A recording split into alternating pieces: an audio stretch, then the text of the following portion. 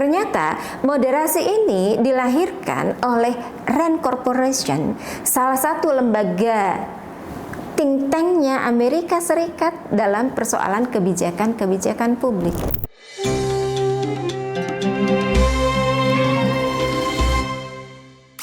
Assalamualaikum warahmatullahi wabarakatuh. Alhamdulillahirabbil alamin, alladzi bi ni'matihi tatimmus shalihat. Allahumma sholli ala sayyidina Muhammad wa ala alihi wa ashabihi wa man tabi'ahu ila yaumiddin. Sahabat muslimah, kali ini kita akan membahas tentang moderasi beragama. Apa itu moderasi beragama? Moderasi beragama adalah cara beragama yang pertengahan, tidak liberal tapi juga tidak radikal. Nah, dengan jargon seperti ini, banyak kaum muslimin yang kemudian tertarik dengan moderasi beragama dan mereka merasa bahwa inilah yang paling cocok, tidak liberal, tidak radikal. Tapi sebenarnya jargon ini perlu untuk kita waspadai. Mengapa demikian? Karena moderasi beragama ini dari mana lahirnya? Ternyata moderasi ini dilahirkan oleh Rand Corporation, salah satu lembaga think tanknya Amerika Serikat dalam persoalan kebijakan-kebijakan publik. Di dalam penelitian mereka, hasil-hasil survei yang dilakukan, mereka kemudian menyusun rekomendasi dalam buku yang berjudul Building Moderate Muslim Network. Di situ mereka merekomendasikan bahwa kaum muslimin itu harus dimoderasi. Apa artinya?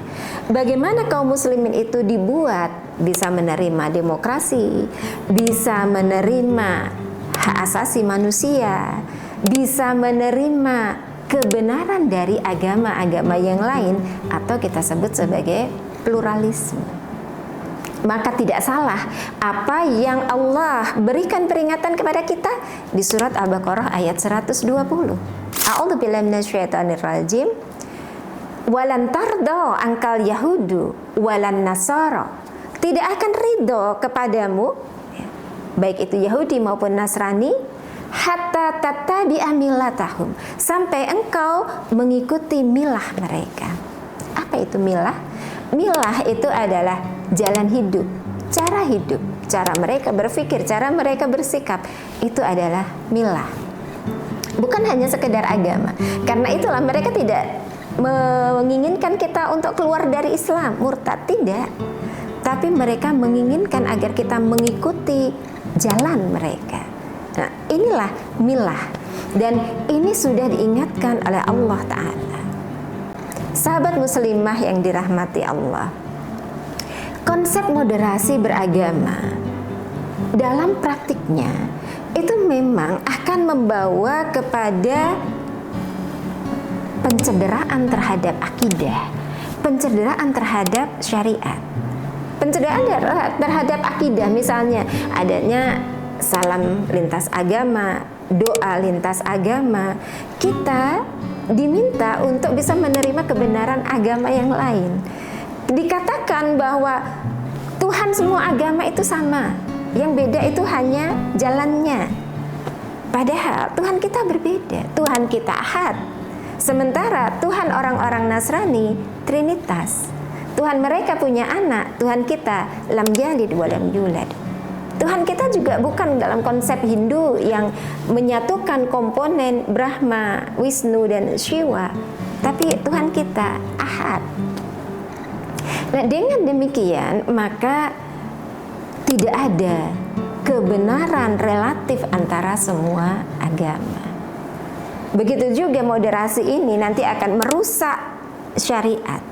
Bagaimana jihad misalnya dikembalikan pada makna bahasa, sungguh-sungguh ditolak bahwa jihad itu adalah berperang untuk meninggikan kalimat Allah. Begitu juga formalisasi syariah ditolak. Penerapan Islam di negara ditolak. Kita diarahkan untuk menjadi negara sekuler. memang ada hukum-hukum agama yang diambil, tapi itu hal yang terkait dengan kepentingan-kepentingan negara, misal zakat, infak, haji. Nah inilah kita dengan moderasi beragama dipaksa untuk melepaskan diri dari Islam kafah. Maka moderasi beragama ini akan menjadi batu sandungan bagi umat Islam untuk bisa menerapkan Islam kafah.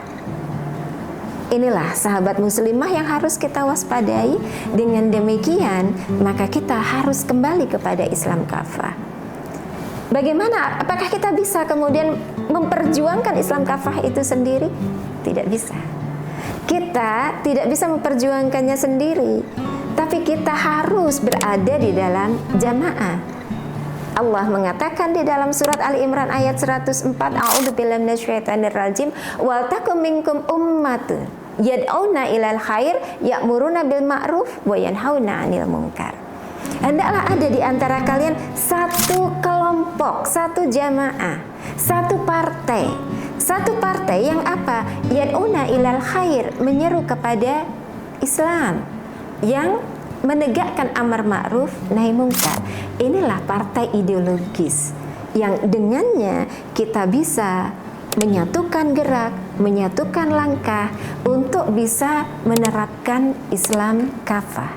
Dan hanya dengan Islam kafah inilah maka moderasi beragama bisa kita singkirkan dalam kehidupan kita. Ramadan semakin berkah dengan Islam kafah. Billahi taufik wal hidayah. Wassalamualaikum warahmatullahi wabarakatuh.